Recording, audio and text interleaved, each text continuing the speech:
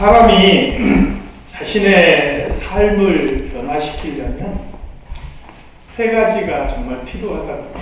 첫 번째는 내가 누구인지를 분명히 알아야 되는 것이죠. 지도를 보면서 길을 찾아가려고 할 때 정말 중요한 게 뭐냐면 내가 갈 목적지를 찾기 이전에 현재 내가 어느 지점에 있는지, 내가 서 있는 위치가 어딘지를 먼저 찾아야 돼요. 물론 요즘에 GPS는 뭐 그런 거 다 알아서 해주니까 상관없지만요, 지도를 보면서 내가 정확한 내 위치를 알아야만이 그 다음에 목적지를 정할 수 있습니다. 내 삶을 변화시키려면 내 삶의 어떤 목표를 정하기 위해서라도 현재 내 현 주소를 정확하게 알아야 되는 거예요. 그리고 나서 그러한 내가 어떤 사람이 되기를 원하는지 그 목표를 정해야 되는 것이고, 마지막 세 번째, 현재 내 자리를 과감히 떠나야 돼요. 목표만 정해놓고 그 자리에 그대로 있으면 아무런 변화가 없는 거죠. 우리 신앙에 있어서도 이게 너무나 중요한 부분들이죠. 오늘 본문을 통해서 우리가 하나님의 백성이 된다는 것, 하나님의 백성으로서 변화된 삶을 살아간다는 것이 무엇을 의미하고 그렇게 하기 위해서는 어떻게 해야 되는지를 말씀을 통해서 함께 살펴보고자 합니다. 첫 번째가 뭐라고 그랬죠? 내가 어떤 사람인지, 내가 지금 어디에 서 있는 건지, 나를 아는 것이 굉장히 중요하다고 그랬어요. 성경은 오늘 우리를 어떻게 말씀하시는지 이게 정말 중요하겠죠. 마태복음 9장 12절에서 13절 말씀에 보니까 예수님께서는 의인을 부르러 오신 것이 아니고 죄인을 부르러 오셨다 말씀하셨어요. 건강한 사람에게는 의원이 필요 없다, 병든 자에게 필요하다, 이렇게 말씀하기도 하셨죠. 다시 말하면 정말 주님께서 찾아오신 그 대상은 내가 죄인이구나, 내가 병들었구나, 그렇게 스스로를 고백하고 절망 속에서 탄식하는 바로 그 사람을 주님께서 찾아오셨다, 그들을 부르러 오셨다, 이렇게 말씀하고 있는 것이죠.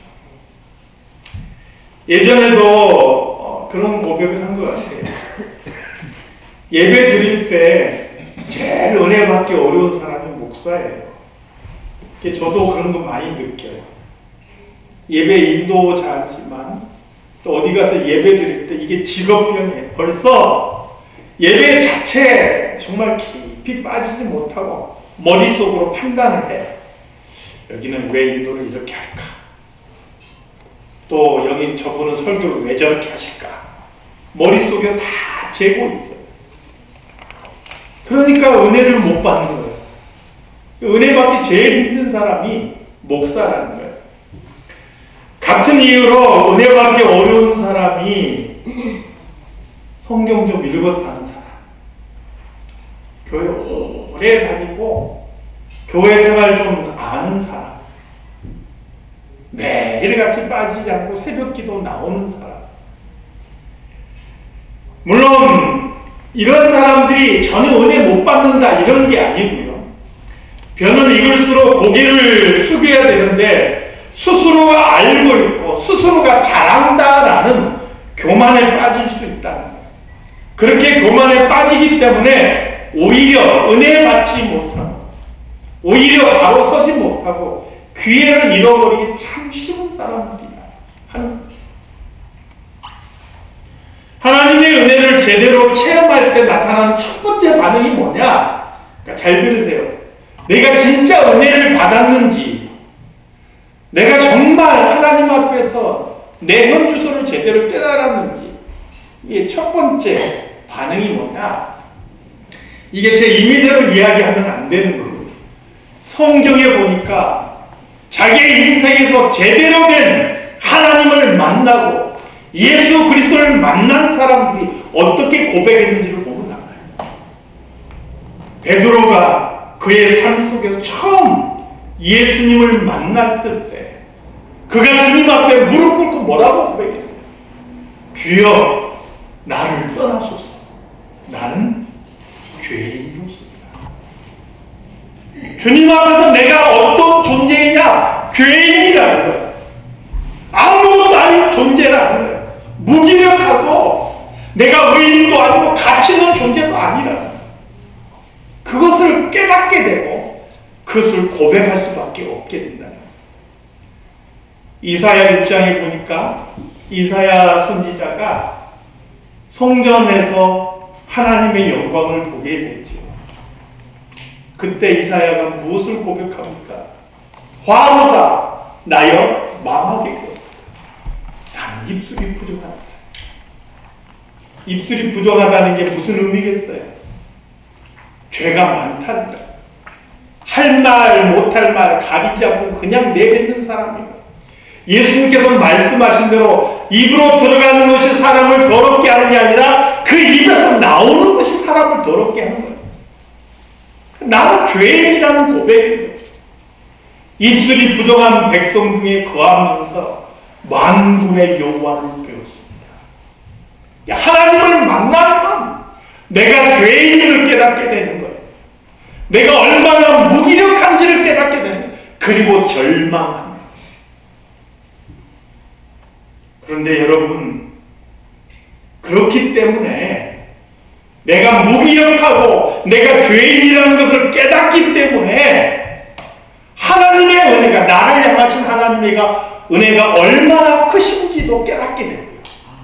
그 절망 속에서 오히려 감사할 수 있는 것이고 기뻐할 수 있는 것이죠.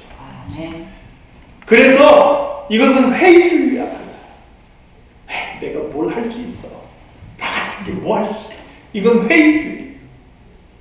그런데 오늘 본문에서 말씀하고 언급하고 있는 부분들은 뭐냐? 내가 할 수 없어. 나 같은 게 뭘 할 수, 이런 회의주의가 아니라 오히려 나 같은 죄인인데 그 절망 속에 있는 나를 찾아오신 하나님의 은혜를 그 속에서 발견하고 깨닫게 되는 거예요. 회의주의는 불신앙으로 갈 수 있지만 오늘 죄인인 나, 절망 속에 있는 나의 현주소를 깨닫게 되는 사람은 하나님의 은혜를 만나게 되는 줄 믿습니다. 사랑하는 성도 여러분, 그래서 저는 2020년 이 한 해 오늘 우리 모든 성도들이 진심으로 하나님 앞에서 나를 제대로 만날 수 있는 그런 성도들이 다 되시기를 우리 주님의 이름으로 축원합니다. 아멘. 예수님의 죽음을 고집하고 기어이 예수님을 죽이고자 했던 사람들은 죄인이나 강도들이 아니었죠. 그들은 바로 그 당시 종교 지도자들이었습니다. 예수님의 십자가의 처형을 원하는 사람은 자기 의에 빠져 있는 사람이었어요. 누구보다도 하나님을 사랑한다고 믿고 있는 사람들이었고요. 현재 영적 상태에 만족해서 자신들이 누리고 있는 영적 유산을 자랑으로 삼고 그들의 영적 필요에 대해서는 현재 자신들의 모습에서는 눈이 멀어 있던 사람들입니다. 그들이 예수님을 향해서 뭐라고 이야기합니까? 저가 다른 사람은 구원하였지만 자신은 구원하지 못하는구나. 이렇게 비웃었어요. 사랑하는 성도 여러분, 매주 교회 와서 예배 드리는데 그리고 시간이 지나면서 직분은 올라가는데 우리의 눈이 멀어서 이런 영적 지도자와 같이 이렇게 흘러가지 않기를 바랍니다. 우리의 현주소를 제대로 깨닫고 그러한 나를 부르신 하나님의 은혜가 무엇인지도 제대로 고백할 수 있는 저와 여러분이 다 되시기를 우리 주님의 이름으로 축원합니다. 오늘 본문은 아니지만 신명기 7장 7절과 8절에서는 하나님께서 그의 백성을 부르신 두 가지 이유를 말씀하고 계십니다. 첫 번째 이유는 본래 그들을 부르신 이유가 아닌 것을 설명하고 있고요. 두 번째는 진짜 그들을 부르신 이유를 설명하고 있습니다. 그들을 부르신 이유가 아닌 것은 뭐냐? 7절 말씀해 보니까 여호와께서 너희를 기뻐하시고 너희를 택하심은 너희가 다른 민족보다 수요가 많기 때문이 아닙니다. 너희는 오히려 모든 민족 중에 가장 적입니다. 하나님께서 오늘 우리를 부르신 것도 마찬가지입니다. 니들이 잘나고 똑똑하고 잘하고 신앙생활 잘하고 성경 많이 읽고 기도 많이 하고 그래서 뭔가 의로운 가능성이 보여서가 아니라 오히려 어쩌면 다른 사람과 비교해 봐도 별로 잘날 것 없고 별로 똑똑할 것 없는 사람일 수 있다는 거예요. 따지고 보니까 저도요 고향에서는 좀 잘나고 똑똑했다는 소리 많이 듣고 컸는데요, 서울 가보니까 세상에 잘난 사람 많습니다. 세상에 똑똑한 사람 많고요. 저만큼 세상 흐름에 무딘 사람이 없어요. 저는 하나님의 은혜가 아니었으면 벌써 사기당하고 망했을 것 같아요. 하나님의 은혜 때문에 여기까지 온 거죠. 그러니까 세상에 잘난 사람 많아요. 그런데 하나님께서 왜 하필이면 나 같은 사람을 부르셨는가? 8절의 이유를 말씀하세요. 8절 말씀에 뭐라고 이야기합니까? 여호와께서 다만 너희를 사랑하시는구나. 어떤 조건 때문이 아니고 하나님께서 조건 없이 나를 사랑하셔서 부르셨다. 사랑하는 성도 여러분, 그래서 적어도 하나님 앞에서 내가 누구냐라는 것을 따질 때 내가 무엇을 했느냐, 이런 건 내세울 이유가 아무것도 없다. 교만할 이유가 아무것도 없다. 그저 하나님 앞에서 본래 내가 죄인이고 자격 없는데 하나님께서 나를 사랑으로 부르셨다라는 이 사실만 우리가 직면하면 되는 거예요. 아멘. 김지연 집사님이 예배 전에 참회 기도 드릴 때 그 반주곡을 최근에 바꿨지 얼마 안 됐어요. 자격 없는 내 힘이 아니라 예수 그리스도의 그 십자가의 능력으로 우리를 불러주셨단 말이에요. 이거 잊어버리면, 그거 잊어버리는 순간 우리는 교만하게 돼요. 내가 무엇을 아는 것처럼, 내가 무엇이 된 것처럼, 내가 그렇게 살고 있는 것처럼 착각하는 그 순간 우리는 실족할 수밖에 없는 것이죠.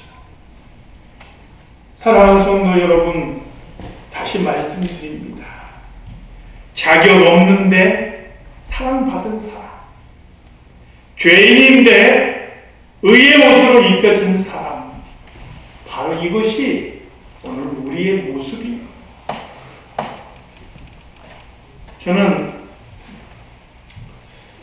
저희 아버님 장례를 치르면서 그래서 많은 사람을 만나보고 또 고향 땅을 방문하고 또 고향교회 성도님들을 만나보고 그런 과정 속에서 하나님의 은혜를 그냥 딱 일단 옆으로 좀 딱 빼놓고 나서 생각을 해봐도 지금의 내 모습이 내 힘이나 내 노력이 아니었구나라는 생각을 새삼스럽게 하게 돼요. 지금의 내가 있기까지 얼마나 많은 사람들의 사랑과 그분들의 관심과 애정들이 함께 있었는지를 새삼 깨닫게 됩니다. 태산 같은 하나님의 은혜가 아니더라도 내가 나된 건 정말 나 때문이 아니더라고요. 그래서 장래 일정 모든 과정 속에서 슬픔이 있는 중에서 오히려 감사하게 되고 더 자신을 돌아볼 수 있는 그런 시간들을 가질 수가 있었어요. 여러분, 지금까지 설명한 모든 것들을 한 단어로 설명하면 뭐가 되는지 아세요? 은혜라는 말이에요. 내가 아닌 거예요. 은혜인 거예요. 오늘 하나님의 은혜가 있었기 때문에 저와 여러분이 이 자리에 있는 거예요. 아멘. 이것을 잊지 않고 기억하시기를 주님으로 축원합니다. 두 번째로 자신이 누군지를 발견했다면 달려갈 목표가 또 분명해야 되는 것이죠. 워싱턴 어빙이라는 사람은 위대한 사람에게는 목표가 있고 평범한 사람에게는 소망이 있을 뿐이다. 이렇게 이야기해요. 맨날 꿈만 꾸는 거하고 달리 분명한 목표가 얼마나 중요한지를 우리에게 보여주는 거고요. 이 목표는 우리의 삶을 또 우리의 삶의 방향을 결정짓게 하죠. 혹 넘어졌을지라도 다시 일어날 수 있는 힘과 동기를 부여해 주는 거예요. 이것을 정말 잘 보여준 인물이 누구냐? 사도 바울이었죠. 사도 바울은 다메섹으로 가는 길에서 그가 그토록 열심히 핍박했던 예수님을 만나게 됐어요. 예수님을 만나는 그 순간 그의 삶의 방향이, 목표가 완전히 바뀌었어요. 얼마나 그 자신이 자부심을 가지고 있었던 것들이 많이 있었는지 몰라요. 그는 베냐민 지파 사람이에요. 여러분, 이 베냐민 지파 출신이라는 게 무엇을 의미하는지 우리는 아마 별로 상상이 잘 안 되실 거예요. 유대인 사회에서 이때 당시 베냐민 지파 사람이라는 것은 유다 지파 사람인 것과 더불어서 말 그대로 정통, 뿌리 있는 그 신앙의 유산을 잘 지켜온 정통 유대인의 뿌리다라는 자부심인 거예요. 열 지파가 다윗의 집을 떠나서 북이스라엘 왕국을 세웠잖아요. 그리고 멸망해서 다 핏줄이 섞여버렸잖아요. 물론 그 중에서 경건한 자들은 여로보암의 그러한 죄악상을 보고 많은 사람들이 유다 사이로 돌아오기는 했지만 그럼에도 불구하고 대부분의 지파는 그 피가 섞여버렸어요. 그러나 여전히 혈통으로나 신앙으로나 그것을 유지하고 있었던 두 지파가 있었는데 유다 지파와 베냐민 지파예요. 베냐민 지파 출신이라는 것은 이런 자부심이, 그가 가지고 있는 그 학식이라는 것은 당시에 최고 학부를 나온 사람입니다. 그는 태어나면서부터 그의 가문이나 그의 신분이나 모든 것을 다 가지고 있는 사람이었어요. 유다 사회 속에서도 그는 성공한 사람이었죠. 그런데 사도 바울은 그 모든 것을 다 내려놓는 것을 보게 돼요. 왜요? 삶의 목표가 생겼어요. 자신의 삶의 목표를 위해서 무엇이 중요한지를 그는 분명히 알게 돼요. 빌립보서 1장 20절에서 21절 말씀해 보니까 바울은 이렇게 이야기합니다. 나의 간절한 기대와 소망을 따라 아무 일에든지 부끄럽지 아니하고 오직 전과 같이 이제도 온전히 담대하여 살든지 죽든지 내 몸에서 그리스도가 존귀하게 하려 하나니 이는 내게 사는 것이 그리스도니 죽는 것도 유익합니다. 바울의 목표가 자신을 통해서 예수 그리스도가 존귀하게 되는 것. 이것을 위해서는 내가 사는 것뿐만 아니라 죽는 것도 유익하다. 이렇게 삶의 목표가 딱 결정이 되니까 이 세상을 살아가면서 자랑할 수 있는, 사람들이 자랑할 수 있는 모든 것들이 무익해 보이는 거예요. 좀 좋은 옷 입냐 안 좋은 옷 입냐 이게 무슨 의미가 있냐는 거예요. 내가 명품 가방을 들고 다니냐 아니냐 이게 무슨 의미가 있느냐는 거예요. 내가 세상에서 어떤 지위를 얻었느냐가 무슨 의미가 있어요. 예쁘고 안 예쁘고 무슨 의미가 있냐는 거예요. 그것이 그리스도의 영광을 나타낼 수 있느냐? 아무런 가치가 없다는 거예요. 바울은 그 모든 것을 배설물로 여겼다. 그렇게 선언합니다. 목표가 정해지니까 삶의 방향이 바뀌는 것이고 삶의 자세와 태도가 바뀌는 것이고 삶에서 여러 가지 만나는 것들의 가치들이 달라지는 거예요. 사랑하는 성도 여러분, 오늘 저와 여러분의 목표는 무엇입니까? 멀리 바라보지 않아도 이 한 해 어떤 목표를 가지고 계십니까? 정말 예수 믿는 사람으로서, 하나님 백성으로서 믿음 안에서 온전한 목표를 가질 수 있기를 주님의 이름으로 축원합니다. 여전히 그저 먹고 마시고 그리고 그냥 만족하면서 살아가는 그런 삶이 아니고 신앙의 거룩한 목표를 갖기를 바랍니다. 제대로 된 그리스도인으로서의 그런 목표를 가지고 이 안에 힘써 달려갈 수 있기를 주님의 이름으로 축원합니다. 그리스도를 사랑한다는 것, 하나님을 사랑한다는 것, 그게 무엇을 의미하는가? 요한일서 5장 3절에서는 하나님을 사랑하는 것은 이것이니 우리가 그의 계명들을 지키는 것이다. 그의 계명은 무거운 것이 아니다. 이렇게 말씀하고 있죠.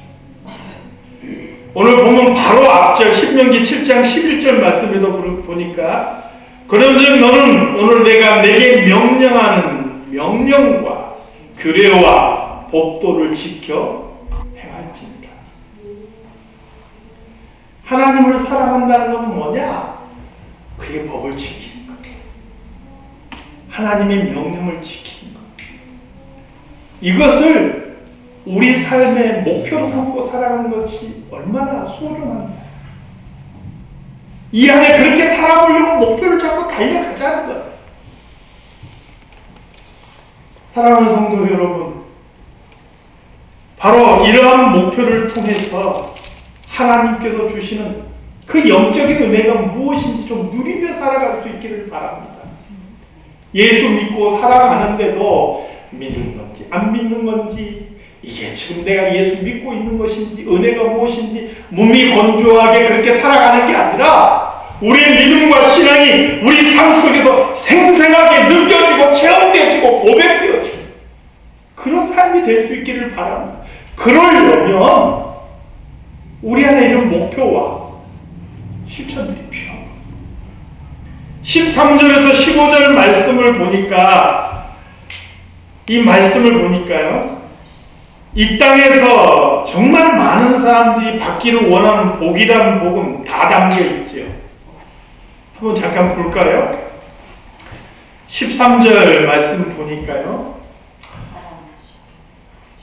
너를 사랑하시고 복을 주사, 딱 이렇게 서론을 떼고 나서요, 너를 번성하게 하시되 내게 주리라고 내 조상들에게 맹세하신 땅에서 내 소생에게 은혜를 베푸시며 내 토지 소산과 곡식과 포도주와 기름을 풍성하게 하시고 내 소와 양을 번식하게 하시리.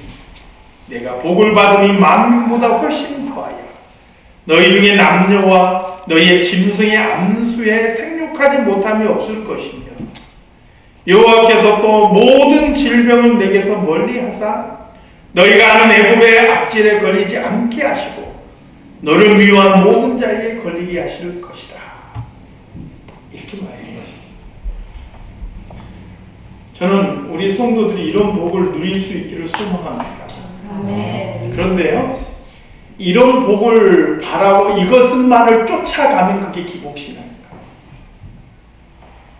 이것을 목표로 삼으면 그게 기복신앙입니다. 그런데 성경은요, 이것을 목표로 삼지 않고 오히려 내가 이건 내려놓고 하나님의 명령과 그 법도를 지키는 것을 목표로 삼고 쫓아갈 때 이게 덩달아서 따라온다고 말씀하는 거예요.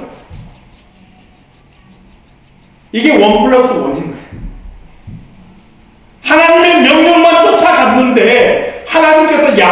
것을 덧붙여 놓으신 거예요.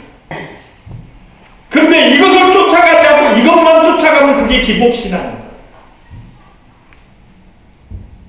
사랑하는 성도 여러분, 우리의 삶의 분명한 목표, 하나님을 사랑하고 그의 계명을 지키고 그의 말씀대로 살아가기를 힘써 노력할 때 우리 삶이 어떻게 변할 수 있는지, 우리 삶이 우리의 신앙이 얼마만큼 생생할 수 있는지 올 한 해 체험할 수 있기를 주님의 이름으로 축원합니다. 아멘.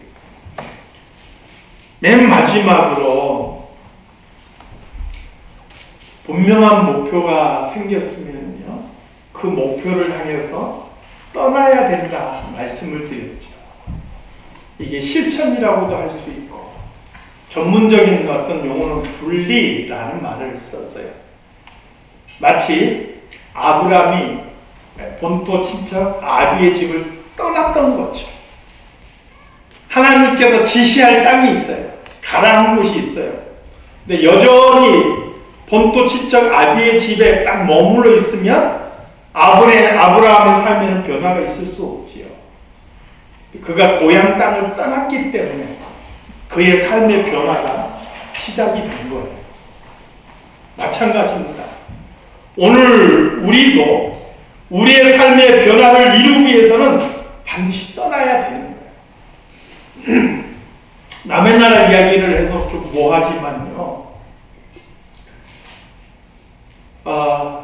제가 이민 오던 그해 일본 동쪽에 큰 지진이 있었고요.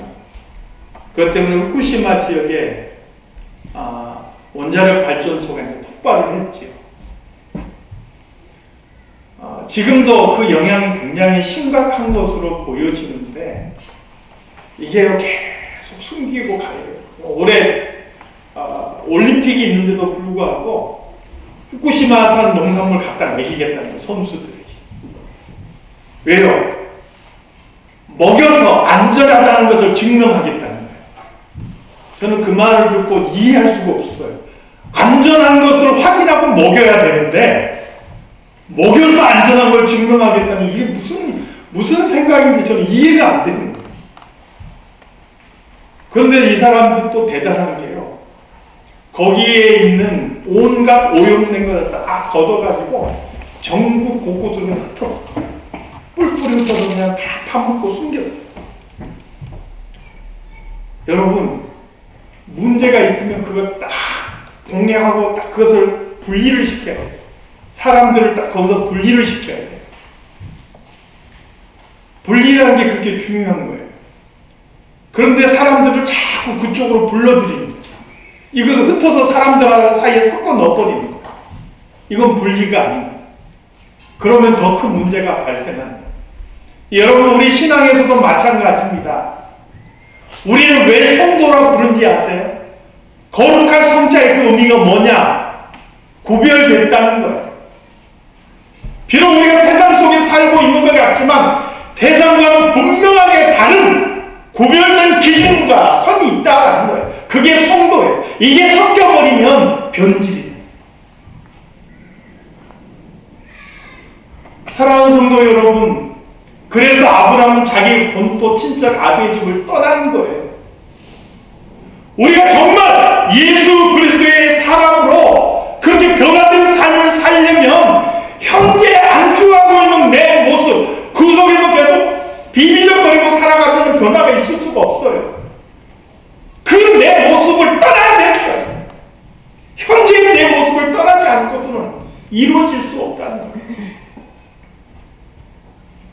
오늘 16절 말씀 한번 읽어보겠습니다. 같이 16절 말씀 함께 같이 읽겠습니다. 내 하나님 여호와께서 내게 넘겨주신 모든 민족을 내 눈이 긍휼히 여기지 말고 진멸하며 그들의 신을 섬기지 말라. 그것이 내게 올무가 된다. 이런 데 이야기 보면서 하나님께서 그 땅의 백성들을 진멸하라 했는데 진짜 그러셨겠는가? 우리 하나님이 그렇게 잔인한 하나님이시냐? 아이들이 있는데 그 아이들도 다 죽였겠느냐? 인간적으로 생각할 때 있을 수 없는 일이다. 그러니까 그렇게 이해하면 안 된다. 이렇게 설명하시더라고요. 여러분, 현대의 감성을 가지고 판단하고 하니까 그렇게 생각되는 거예요. 어떤 전쟁도 그런 일이 없다고 그분은 자신하시는데, 고대 전쟁에는 훨씬 그보다 더 잔인한 일들, 우리가 상상할 수 없는 일들이 일어나는 게 바로 전쟁이에요. 그리고 특별히 이 전쟁은요, 하나님께서 단순하게 이스라엘 백성들에게 가나안 땅을 주시기 위한 전쟁이 아니고 무려 500년 가까이 가나안 땅의 죄악에 대해서 참다가 결국에는 이스라엘을 통해서 그 땅을 심판하시는 거예요. 소돔과 고모라 땅도 유황불을 통해서 그 땅의 모든 사람들을 하나 남김없이 멸망시키셨다. 그와 같이 심판하시는 역사가 바로 이스라엘 백성들이 가나안 땅을 정복하는 역사예요. 그래서 여기서 진멸하라는 말씀은 말씀 그대로 남기지 말라라는 거예요. 그런데 오늘날 우리가 이것을 적용할 때는 똑같이 적용하면 안 되죠. 시대가 달라요. 이것을 영적인 의미로 받아야 되는 것이죠. 오늘날 이 의미를 우리가 영적인 의미로 받으면 어떻게 될까요? 우리 삶 속에서 우리가 하나님을 향해 나아가는 데 있어서 그 어떠한 죄도 또 우리의 발목을 붙잡을 수 있는 그 어떠한 환경도 남기면 안 된다. 그것을 남겨두면 어떻게 된다고요? 그것이 우리에게 올무가 된다. 그걸 끊어내버리지 못하고 내 삶에 남겨두면 그것이 우리의 올무가 돼서 우리가 하나님을 향하여 나아가는데 더 믿음의 깊은 단계로 나아가는데 신앙인으로 살아가는 데 있어서 그것이 계속 내 발을 붙잡게 돼요. 깨끗이 끊어버리지 않으면 그렇게 된다. 자신을 돌아볼 때 내가 믿는 자로서 살아갈 때 무엇이 나에게 올무가 될까를 잘 분석해 보는 게 중요해요. 내 성격에서부터 시작해서 내 환경과 내가 욕심내는 것들을 하나하나 살펴보면 내가 정말 끊어버려야 될 것들이 얼마나 많이 있는지 몰라요. 물론 어떤 분들은 좀 목사님 꼭 그렇게까지 신앙생활 해야 됩니까? 이런 분도 있을 수 있어요. 결국 그렇게 되면 머무를 수밖에 없지요. 그리고 머무른 자의 결말이 어떤지 성경은 우리에게 얼마나 많은 예를 통해서 보여주는지 몰라요. 사랑하는 성도 여러분, 이 한 해도 한 걸음씩 한 걸음씩 하나님의 기쁘신 뜻을 향하여서 또 우리를 부르신 그 부름의 상을 향하여서 함께 나아갈 수 있는 성도들이 되시길 바랍니다. 그것을 위해서 나를 돌아보고 하나님을 바라보고 현재의 내 모습을 과감히 떨치고 일어나서 그렇게 나아갈 수 있게 주님의 이름으로 축원합니다. 하나님 아버지,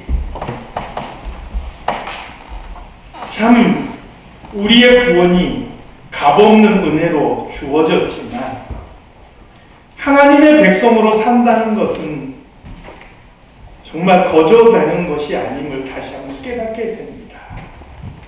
우리의 모습을 돌아보고 하나님을 바라보며 우리가 머무르거나 뒤로 물러나 침륜에 빠지는 자가 되지 않게 하시고 하나님의 기쁘신 뜻을 향하여 달려가는 믿음의 경주자가 될 수 있도록 주님 도와주시옵소서. 걸어가신 예수 그리스도 이름으로 기도드리옵나이다. 아멘.